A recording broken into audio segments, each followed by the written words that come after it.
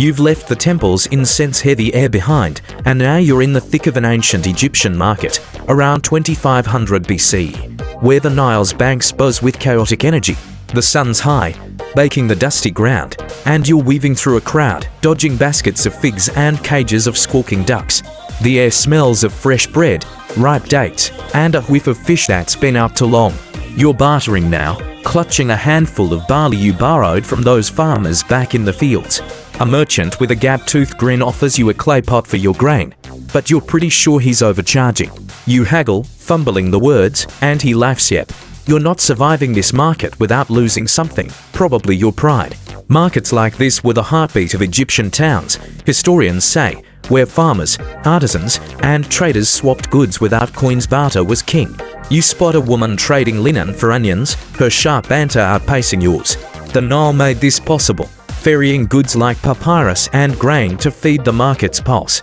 You try again, offering your barley for a small amulet, but the merchant waves you off, pointing to a better deal across the way.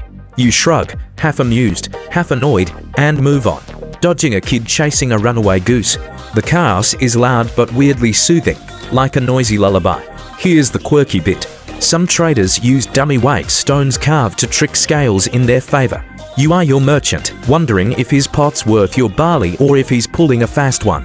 Historians still argue whether these shady tricks were common or just tales from grumpy buyers. Did markets thrive on trust or clever cons? You sidestep a pile of spilled lentils, nearly tripping, and a nearby baker chuckles, offering you a flatbread sample. It's warm, slightly charred, and you munch gratefully, realizing you're hungry. The market's a sensory overload: colors, shouts, smells, but it's alive, and you're in its current, bartering your way through. You pause by a stall selling lotus flowers, their petals bright against the dusty chaos. A woman explains they're for offerings, but you're tempted to tuck one in your hair for style points.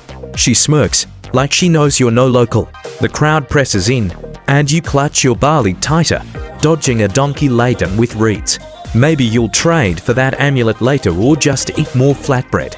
For now, you're carried by the market's hum, its rhythm as steady as the Nile itself.